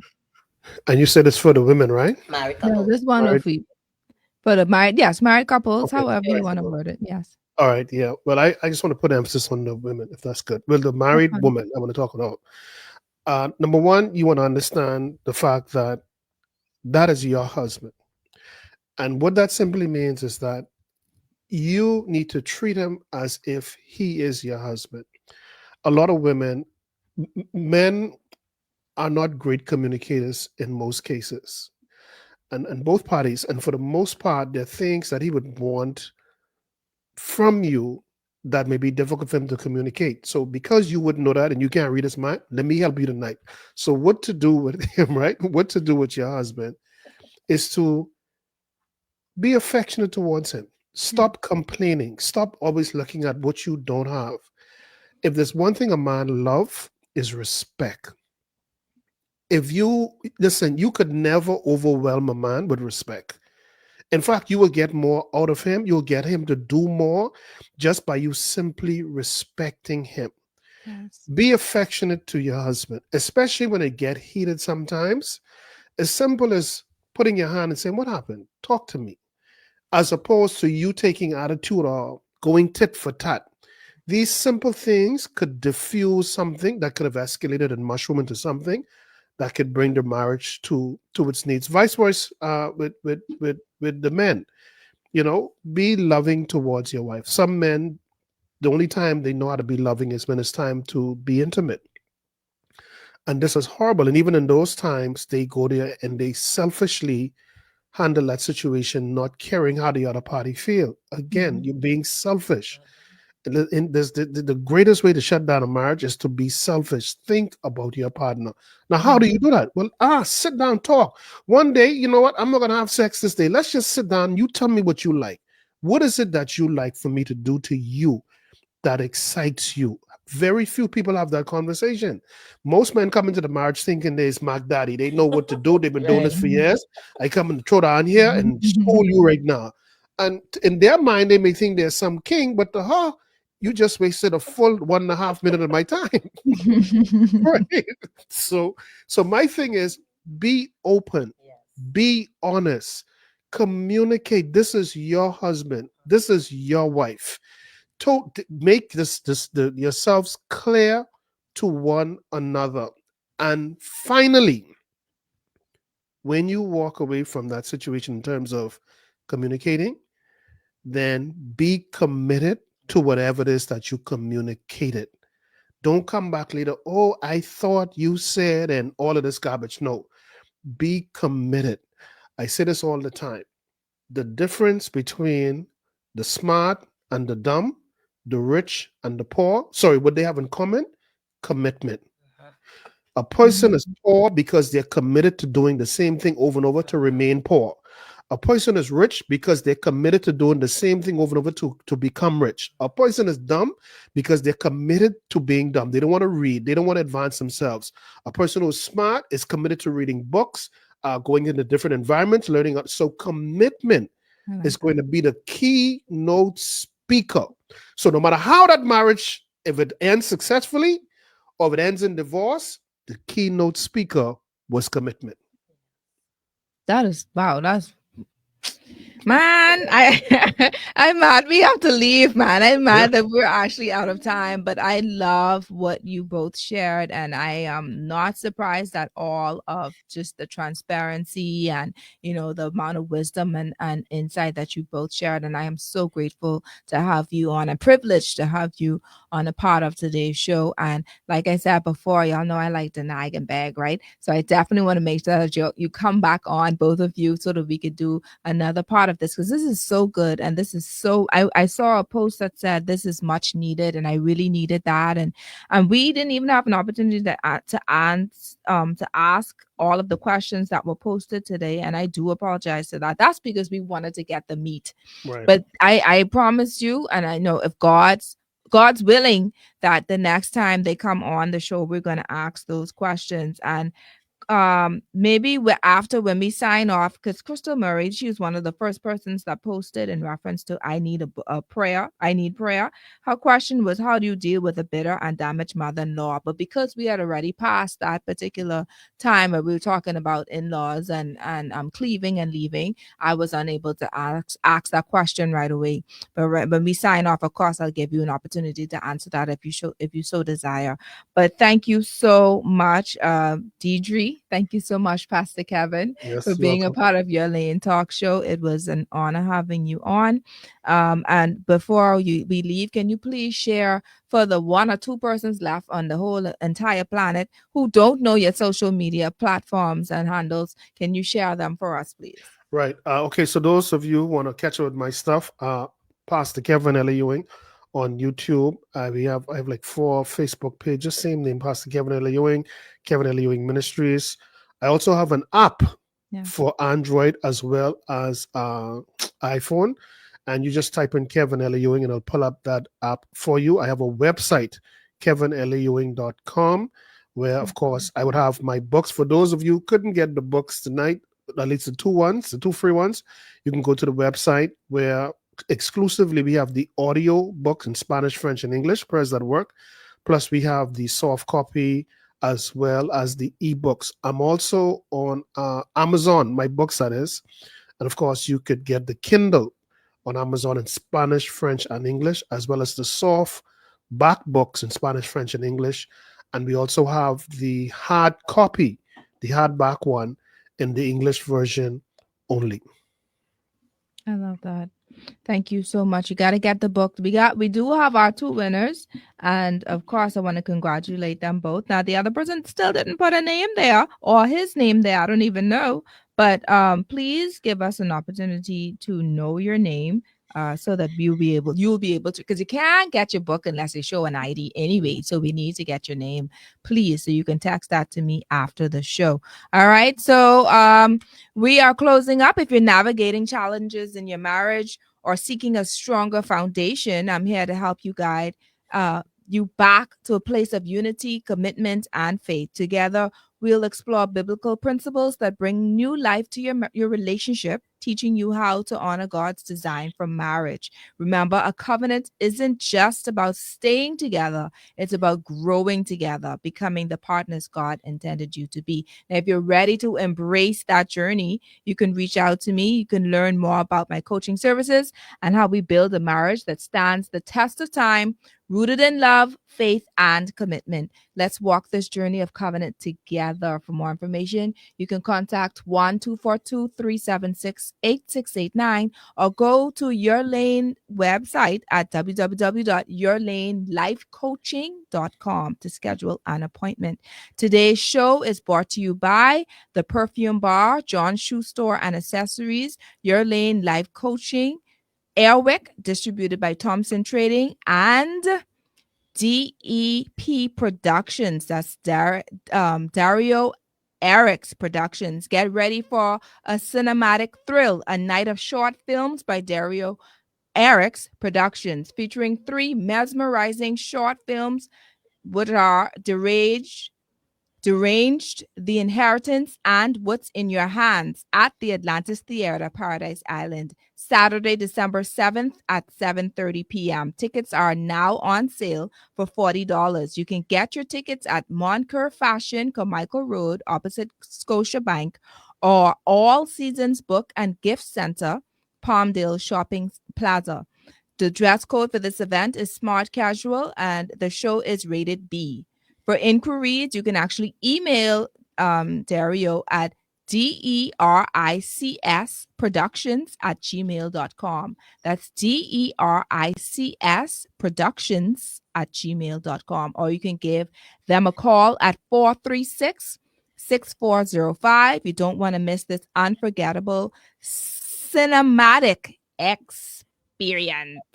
All right. So thank you so much for our first time listening audience. Thank you so much for tuning in. Thank you so much for our continued listening audience. Of course, we could not have done this without you. To our sponsors, we could not have done this without you, and our amazing guests who are family. They're family to me especially, and I give God praise for them.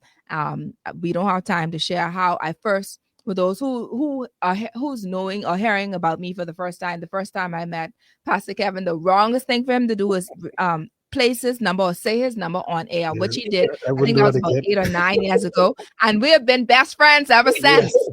So he will never do that again. I promise you. He will never do that again. But to my brother and sister in Christ, I saw somebody share that as well. And that's who they are to me as well. But don't mind me calling her Deidre like that. I cringe every time I say it. I still honor them. I still call him Pastor Kevin. I still call her Mrs. Deidre, and that's because of the honor and respect that I have for them. And so I want to thank them once again, and to their audience and the massive following that they have. Thank you for being a part of the show today. And so we are closing out now, and we're grateful for your presence on today's show. And until next time, I pray that you are all encouraged, empowered, and educated again today. God bless you and have a beautiful Sunday. Yes. Bye. Take the thing off the flyer.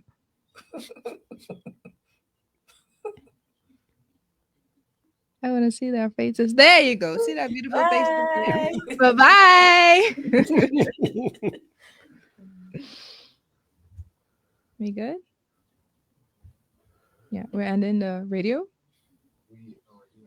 Okay, good. So anything else you want to say, Mrs. Deidre or Kevin, before we end the Facebook? I'm good. Yeah, let me say one thing. I wanted to kind of pick it back off of when she asked you if you have had anyone disrespect you. Right. What I wanted to add to that, because I have a lot to do with that. Right. Okay. And I always believe this. I teach this a lot, that men, I know of people who've lost their ministry, men that is, because they never ever dealt with the area of being respectful to their wives so that people can respect their wives. Right. So if they're out there flirting and cutting up and swaying off to whatever they're talking about, right, showing all his teeth and stuff, then what you're basically giving the other party is a signal that, you know, if you ever get the opportunity, no. And I feel a man should, for example, I could be here all night saying, oh, I love this woman and I can't see myself without her. okay, now when this thing turn off, Mhm. people are watching you. Why I don't see y'all look like y'all ain't holding no hand, y'all only should affectionate, and all of the stuff y'all put out here. Why don't we see this when we are in your company? Right. So to me, whatever you say in terms of how much you love your partner, you know what? I should see that in the behavior towards each other. Come on. I should see that. So I tell you, anyone who know me and I'm around her, I'm always affectionate with her. I'm not putting on a show. That is who I am. So when people see that, they're less likely to Yes. try to invade the relationship. Yes. That is so true. That's so true. Like you can't be Right. keying up with No, no, these no, no, women. no, Right. no, no, no, Sometimes no, they ain't, you know what I mean? They take that the wrong way. So you got to Yes. be no. Right, mindful. I mean, right, you could be courteous, but Uh-huh. you don't right. have there's no reason why there should be mixed signals. Right. Because that No, one Right. smile can open the door for something. Right. Yeah? right, right, Yeah. Uh-huh. right. Yeah. That's it. That's the little That's piece it. That's of the it. party we gone. Now I can let y'all go have your little Sunday. Yes. You off Thank for the rest of the you. year. Yes. Yes. International invitations are out We're not doing any more for this year, but we this have year. something private we're doing for us this year. But we're not, no Yeah. international, No, No, nothing. we're done not with yeah, that. you We need your little no. break. Yeah, Yeah. All right. Yeah. So right. Yeah, we had some I pray. invitations, but I turned it down. Yeah, because you gotta know when to stop. Right, You know when to rest, know right. when to allocate your time to Mm-hmm. Mhm. whatever else is needed, and that's Right, fine. And right. so we're grateful for what you do. Right. Thank you. And I brag about you all the time. And Yeah. I laughed. I chuckled actually when you said, and you say this all the time though, Pastor Kevin. You talk about your 5 million inboxes which you ain't reach yet. Mhm. Because I have a coworker, I don't know if she's listening now, but she been hunting me down. I don't know if you remember. I was like, she been Right, hunting me down. I said, well, this was last week. I said, they're gonna be on the show on Sunday. For true? I said, yeah, but right, I can't guarantee nothing, sis. Because right. sometimes I can't get a meter. That thing would be on blue tick for about 100 years. I wouldn't Yeah, get it. If I want Pastor yeah. Kevin, I gotta go find Mrs. Deidre. And Right, well, Yep. thank God she checks her phone. So that's right, the Yes. only way things can happen. right, Join the club, and that's just how it is. Yep. right, And we love the fact that you have time for everyone else, and you still have time yes, for your Yes. family, but most Yes. importantly, and I know that you do this, that you have time for yourself as well. right. Yes. Yeah, and All that's right. also important. And we leave it now, but that's something that Yes. both parties, wives and husbands, should do as well, as a part of trying to gain trust and build love, etc. Still find time for yourself, Right. Right, and most importantly, still find time, make appointment with God, Right. so that He can do the proper downloading, so that He can actually show you who you are, so that He can right. allow you to see yourself in the mirror through His word, to know, okay, how do I, when you ask, like, okay, God, this is what he's doing, this is what she's doing. Now He's going to say, okay, let me show you what you're doing, and let me show you how to become better. Right. So being busy is not always good. You find time for the world, you find time for the things that is Right. needed, you find time for your family, but I still want to pull you aside and want you to find time with me. Yes. And so that's also important for those who are still listening, or those who would have listened in previous weeks or whatever. Have you find time with God, so that you can show up properly, to be able to help with this covenant that you proclaim to have stated between your spouse and God. You need to know how to show up, and in order to do that, you need to allow God to show you who you are and what He wants you to be privately, Right. own Yes. spare time. Yeah. Yes. Mhm. Yeah. Trish, let me just say, for the next time we come on, let's touch on the blended family too, because I that thought that about that. causes a lot of issues I in thought a about marriage. that. Yes, we definitely want to do that. Thank you for that. I thought about that when I was doing the bios, and I tried to reword some of the stuff, and I saw that, yeah, the 5 kids and stuff, and I said, how do I word that? But that is something that is important, and these are the things that people deal with, but don't know how Right. to deal with. Right. How do